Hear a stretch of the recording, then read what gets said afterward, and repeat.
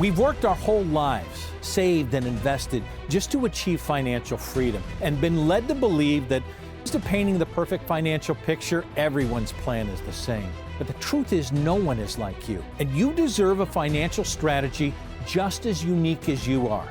How do you navigate the complexities and volatility of a financial environment that just never sits still? And how do you find the guidance you need? Who do you trust with the wisdom to paint your financial masterpiece?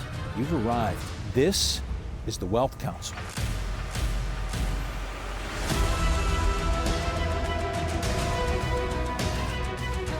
And welcome to the Wealth Council. I'm Brad Johansson with independent advisors from around the country. Stuart Willis from Arizona, Colorado, Nevada. Tom Mosley out of California. And Prasant Sabapathy. Gentlemen, I want to start out with, maybe I can coin it as the big secret. I'll take you back all the way to 2015. Bipartisan Budget Act of 2015, which changed Social Security forever. Tom, why is it the big secret? Well, before 2015, there were a lot of levers you could pull. You could do different things. There was a file and suspend, and you had restricted applications you could pull, and you could actually make lots of money. I mean, I've been in business where I've helped people make tens of thousands of dollars more money legally from the Social Security Administration just by pulling those levers. Well, what they did was they pulled the cord on all those levers, and now they pretty much gutted it. They took out the loopholes, and so now it's pretty much just when you turn it on, you can maximize it by waiting until you're 70, but the key word now is when are you going to optimize it for the best time for you, because all of those little loopholes are gone. If this is the big secret, Stuart, and people are sitting and saying, okay, so this means that I do nothing with my Social Security, right? The government will tell me what to do? Well, here's the thing, and here's the problem. Look, I used to do big live workshops in Arizona, in Las Vegas, and we used to talk only about Social Security filing options, right? They would be packed rooms. And look, I was wrong at the time, because what I told the people was that, look, you are the biggest voting bloc in America. Senior citizens, nobody's going to touch your benefit. That was wrong, because they did it in 2015 and the media was silent. Nobody said anything about it. And more Social Security keeps getting taken away. And what really scares me is when Bernie Sanders and Lindsey Graham agree on something. And what they agree on is that higher income folks don't need Social Security as much. And we heard the same kind of talk back in 1983 and 1993 when they first allowed you to start taxing Social Security for the first time. So up to 85% of your benefit is taxable as ordinary income in many cases. In many cases, Prasant, are advisors being silent on this as well? I think so. I go back to what Tom said earlier. You know, there's this talk about trying to maximize your benefit, but I think you have to really optimize your benefit. And so when we look at coordinating your Social Security benefits, it's really a part of your overall income plan. You know, there's no cookie cutter solution that is actually the right thing for every single person out there. Agreed. With all the tools available these days, you have to look at your entire income picture and figure out how coordinating your Social Security could be the right thing for you. And you got to do it in a really unique way that is personalized to your situation. That's what optimization means to me. And I think that's so much more important than maximizing. And not to pick on Tom here, but I think the use of those words really does matter. And look, because as advisors, we've always focused on Social Security, and the idea of maximizing sounds best, but getting the most benefit over your lifetime may not be the right answer. It's about getting the benefit, A, when you need it most, and B, so that it helps you last through retirement to have an enjoyable retirement. And part of that is around doing the tax planning to make Social Security more efficient for you. Because remember when I said it's up to 85% taxable as ordinary income. Those thresholds, those tax thresholds were set back up in 1983 and 1993 and have never been adjusted for inflation. So at the time, Bill Clinton, President Reagan before him, said that only the wealthy should be paying a bigger share of taxes on their Social Security. Yeah. But do you feel wealthy as a couple at $44,000 of provisional income? I don't know. That to me doesn't sound wealthy. It's because it's never been adjusted for inflation. Those numbers have never changed. So in 1993, what are we now? 30 years later? 30 years later, hasn't moved. $44,000 is a different number today than it was then. So what am I supposed to do, Tom? Well, here's the danger. They changed it in 83, 84. They changed it in 93, 94. They changed it in 2015, the big secret that we're talking about. They're talking now about they may have to change it again in 10 years and only pay out 77% of the benefit. And across the country, Social Security, normally, depending on what survey you look at, is about 40% of the average American's income. So if they're going to change that again, and there was an article recently that said that's going to impact each individual $8,000 to $17,000 per year. If they're going to potentially change it again, because they've done it before, we all thought they wouldn't, what are you going to do about it in your plan? And you need to be working with an advisor to say, this is how we're going to react to the changes of 2015, and this is how we're going to react to the taxes, but how are we going to react in our household if they do drop Social Security benefits to 77% of what it is now? Prashant, you said this is not a cookie cutter thing. How do you hedge for the change right now in 2023? It's all about being able to map out kind of where your income is going to come from, but also looping in the other parts of the situation. Like, you can't ignore the tax consequences of Social Security relative to the rest of your retirement income plan. And I think when we talk about not having a cookie cutter plan, you have to loop in things like taxes, Medicare, and your investment portfolio as a part of your income plan as well. Yeah, and I think the solution here is, like Prashant said, like Tom says, to have a plan, have it now. And look, you have to deal with the facts that we know are true today. Okay, what we know today is that we are in one of the most efficient tax windows in history right now. Okay, and the Tax Cut and Jobs Act is going away at the end of 2025 if Congress doesn't act. So one of the plans involves creating a real tax plan for yourself so that when you're pulling out your retirement funds, if you've done your job and put your money away into an IRA and a 401k, you did what you were told, that maybe it makes sense to now have a plan to diffuse that tax time bomb over the next 3 years so that when you pull out your money, you're not having to do a tax calculation for how much Social Security tax you have to pay now. Because the one thing you don't want to do is you don't want to die with all this money and never get to enjoy it. I'm telling you, it's one of the most miserable things where people realize what they sacrificed to get there, and now they can't even enjoy it because of their fear of paying the tax man. All right, you used the word optimization and maximization, Stuart, Tom, Prashant, thank you so much. Have you utilized this? Call the number below or scan the QR code. And here's what we'll do. You'll receive the Wealth Council Social Security Maximization Report, and you can find plenty of opinions on the right time to file your Social Security. Truth is, your retirement plans aren't like anyone else's. So call the number below, scan the QR code, and receive your own Wealth Council Social Security Maximization Report right now. And the Wealth Council continues after this. Next, we analyze the value of a financial advisor. Do they really outperform the do-it-yourself investors on average? Stay tuned. Should you start taking your Social Security benefits at 62, at full retirement age of 66 or 67, or at age 70? The decisions you make on Social Security can affect how much you pay in taxes and how much you receive in your lifetime for you and possibly your spouse. Unfortunately, the Social Security office is not allowed to give you financial planning advice. Get your own tailored retirement income and Social Security report from the Wealth Council by scanning the QR code below. Income planning can be complex, but it doesn't have to be. Get your own personalized Social Security Maximization Report, your roadmap to financial independence from the Wealth Council. By answering just a few questions, we will generate your Social Security report that is easy and secure, and we'll send you a tailored report that unveils your optimal Social Security strategy. Call the Wealth Council at 844-463-3466 or use the camera on your smartphone to scan the QR code below to receive your personalized Social Security Maximization Report from the Wealth Council. Welcome back to the Wealth Council. I'm Brad Johansson with Stuart Willis from Nevada, Colorado, Arizona, Chance Robinson out of Orlando, Florida. Gentlemen, I want to talk about a Vanguard study that came out about financial advisors, which you may know something a little bit about. We gave $500,000 self-managed. So a lot of do-it-yourselfers in this day and age, right? We have access to a lot of information. We know a lot more, or we think we know a lot more.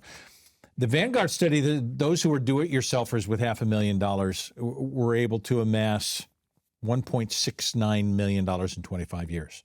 But if that $500,000 went to an advisor, they were able to amass $3.4 million in 25 years. What's your take, Stuart, on that study and why it's so important to have an advisor instead of do it yourself? Well, it's an interesting study out of a great company that really was founded on the principle of don't hire an advisor, just let it ride on the indexes and you'll be fine, right? So Vanguard's a great company. I know we use some of their positions in some of the portfolios we use. Sure. Full disclosure, great company.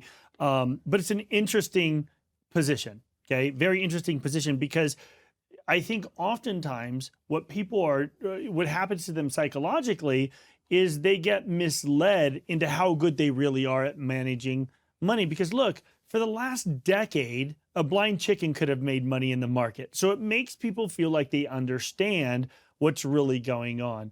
And I think that there's a lot of flaws in there that can really expose you to some risk if you don't have somebody guiding you. Well, the bigger question here is understanding the need and the use for an advisor. Like we all understand, like not all advice is created equally either. You know, you have certain advisors that really focus on that accumulation stage, and then other advisors that focus on the preservation and distribution stage. So there's different aspects to the advice. I always tell people you have to look at, it's not so much about what I can make in a year. More importantly, it's what can I keep in a year? I mean, if I lose 30%, right, it's going to take me a 43% return to turn around and make that back up. Yeah. Whereas when I'm in the situation that I need to keep what I got, now we're talking about a whole different set of advice that needs to take place. All right, and do-it-yourselfers, here's the biggest deterrent. This, according to an NAPA study, it says the biggest deterrent is cost. It costs me too much to go to. Why do you smile at that? Because I always like to I liken this to this. You'll go out to eat, right, and you'll tip the waiter 20% for bringing you your food back and forth from the kitchen to your table and your drinks. But the guy who's managing your retirement and your lifestyle and your savings, you want to nickel and dime at 1%, 2%. Like, I am all for, if you're paying somebody to lose money, absolutely, you don't need to do it. You could lose money for free, right? But if this guy is gonna, if he's gonna charge me 2%, but he's outperforming every other advisor here by 30, 40% a year, does it warrant the 2%? Do you hear the same thing? Yeah, I think it's interesting. I think fees matter, and it's interesting. I mean, just remember, a lot of these studies, people are very fee conscious because that's what they're conditioned to think about. The concern I have is this, especially for the do-it-yourselfers. We are in this really weird divided world politically right now. Different people see the world differently. Yep. And look, most people, when they put together a portfolio, obviously they see the world through their own eyes. They can't see it through Chance's eyes or your eyes. They see it through their own. And we see the same thing with other financial advisors, where a lot of financial advisors will go to their client and they'll say, hey, you know what? I really like this stock or this fund. Let's go ahead and put your money in there. And people will put their entire life savings into the hands of one human being. And my question to you is this, guys: what if he's wrong? What if he gets it wrong?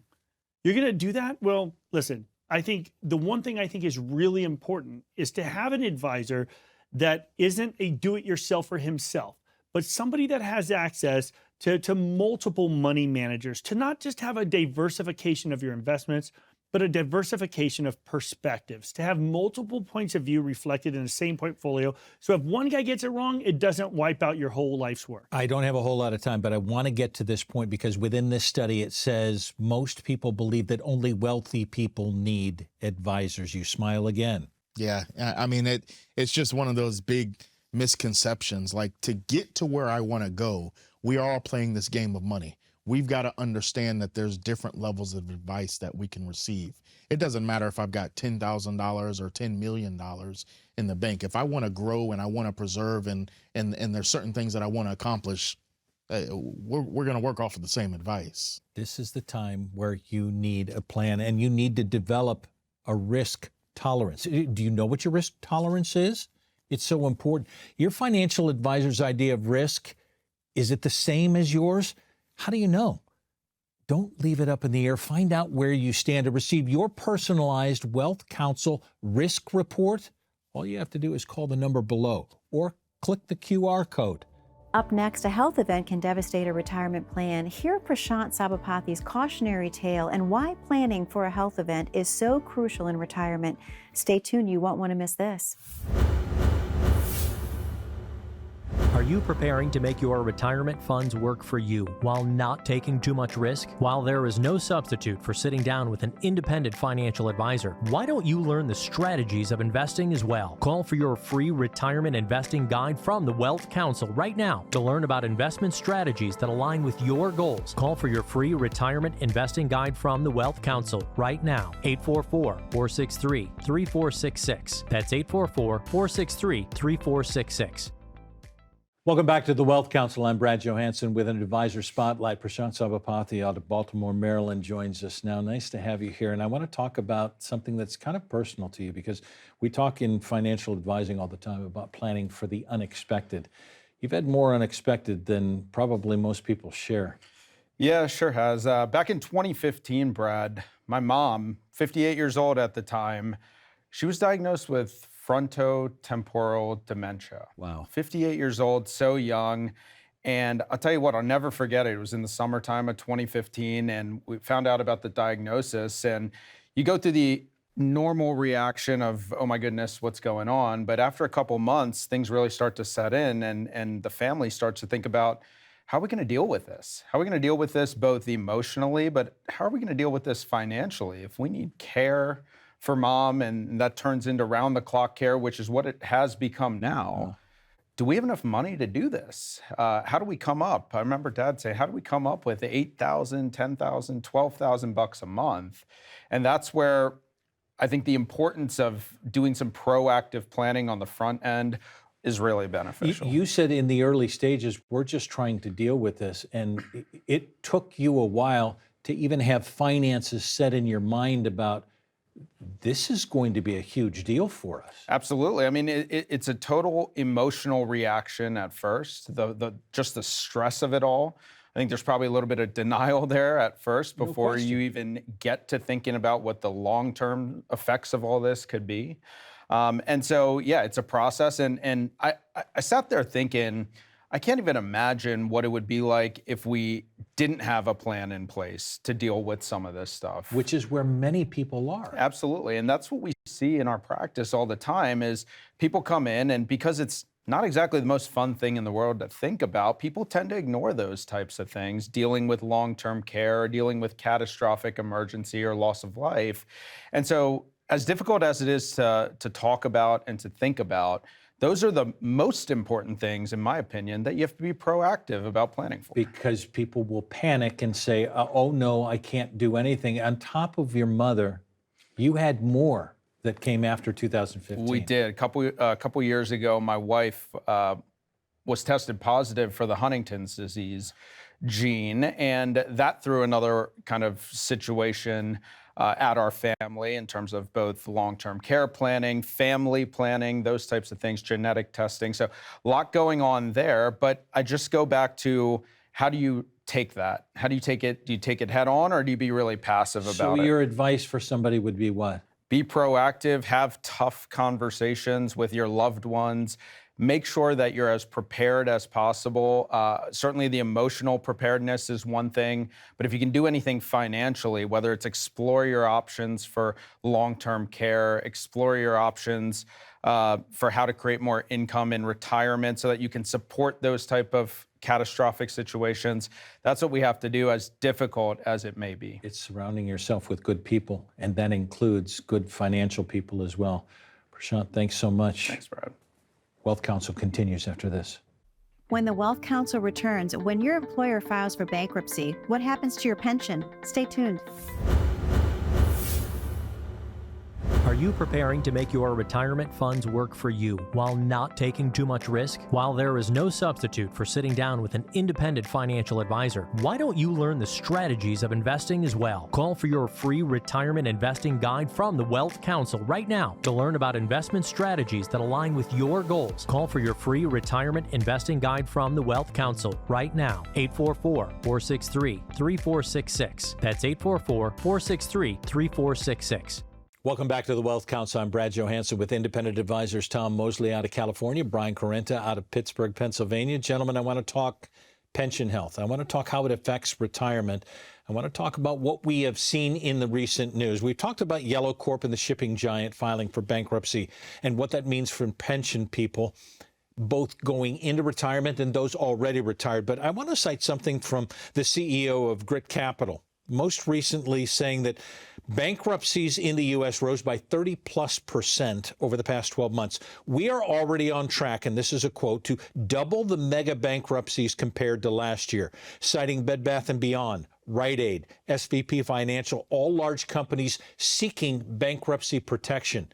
Does it mean anything to people who are looking at pensions and how they go into retirement or already in retirement, Tom? I think it absolutely does, because the pension has some protection from the government that they're protected somewhat. But that company and the strength of that company that's funding into that pension, that's the major source and the only source of funding that pension. Those companies are the ones that have raised their hand. They said, we need to go into bankruptcy. But how many other companies are out there that are facing the economic environment that we're facing right now with the 15 or 16% run up on inflation that we've had in the past 3 years, with the run up on interest rates? Because a lot of companies leverage. Most companies leverage. That means they go to borrow money so that they can continue to expand and to grow. And when those companies are going and they're getting that money at 2.5%, it's one thing. But when they're getting that money at 7.5%, 8%, it's a whole nother thing to the bottom line. And that's why so many of these companies are raising their hands and we're in trouble. Well, and I will say this is why when you look at your retirement plan from your employer, if you are getting a pension, a lot of people aren't anymore, but you may want to look to see if there's a lump sum option available, right? Because even take folks that work for large companies, like U.S. Airways is a great example, right? Pension Benefit Guaranty Corporation took over those pensions. Even folks that were retired, that were already receiving their pensions, saw reductions in their pensions. Imagine being retired and getting a check every single month and then getting a letter 5-6 years into retirement saying, we can no longer pay you what we promised to pay you. We can only give you 60 cents on the dollar, or whatever they decide to do. Right. And this is why, if you are one of those folks today that are able to have a pension, you may want to look to see if there's a lump sum option available and create your own private pension. I wonder if all of this news is now creating a red flag for people to say, I probably need to take another look at what I've got right now, and maybe in that portfolio or plan list that I am right now, I may need to start looking at a plan, Tom. Well, you need to start looking for a plan. Brian talked about the lump sum option. That comes when you leave the company. And that lump sum option, you can stay with the pension. Usually, we'll just say right up front, usually that pension can pay you more right off the bat because they've had your money for years within that pension plan and it's grown, and they're able to give you a higher monthly, smaller amount generally, a little bit more. But then a lot of people move that into a private pension, or they use it to build a full retirement plan. They might not need all of the income they're getting from that pension and that payout that they're getting. So they take the lump sum and they carve out some of it to go into a private pension that's paying them the income they need, and they take the rest of it and do the things they need to do. So their options. Here's the biggest one, I think. If you are married, or if you're single and you get it on just your life, if you're married and you get it on your wife and your spouse's life, and something happens to you 2, 3, or 4 months later, that money is gone. It's gone. It dies with you. And that's the thing. When you create your own private pension, right? Explain the private pension. Okay, so the private pension, very simply, is an income annuity. That's all pensions are, the form of an annuity. Okay. Social Security is the form of an annuity. It's designed to pay you income for the rest of your life. But here's the difference. If you leave it with your company, you don't have control, just like Tom said, because even if you took a joint payout option, that would mean that both you and your spouse get it. But if both of you die, that pension dies with you. Whereas if you take the lump sum and you create your own private pension, not only will it be guaranteed for your life, but if you die, guaranteed for your spouse's life. And if your spouse dies, anything left in the account is paid to your beneficiaries. That doesn't happen when you leave it with a company. And when you leave it at a company, I always say, look, folks, when they leave a job, typically will clean out their desk, right? Take their stapler, take their little sweater vest, but they leave their money there. Right? It makes no sense in most cases to leave your money with your corporation because a lot of times if you build a really good financial plan, sometimes you can create a much better plan on your own and maintain control of your own money. Right. Control. That's the key issue. It is the key issue. And if you don't have control, it's time to take control. Call the number below, scan the QR code, and you receive your own Wealth Counsel written financial plan. We're going to prepare a plan specific to your retirement needs, leave no stone unturned in order to build a plan just for you. And to receive that Wealth Counsel written financial plan, all you have to do is call the number on your screen or scan the QR code right now. Are you preparing to make your retirement funds work for you while not taking too much risk? While there is no substitute for sitting down with an independent financial advisor, why don't you learn the strategies of investing as well? Call for your free retirement investing guide from the Wealth Counsel right now to learn about investment strategies that align with your goals. Call for your free retirement investing guide from the Wealth Counsel right now. 844-463-3466. That's 844-463-3466. We talked about the big secret, the value of a personal advisor, and what you need to know about your pension and planning for the unexpected. The Wealth Counsel is here to answer all of your financial questions as you try to paint your retirement masterpiece. Now, if you have a question or you need a second opinion, call now for an appointment and your personalized written financial plan. We're here to help. Thanks so much for joining us. Until next time, I'm Brad Johansson, and this is the Wealth Counsel.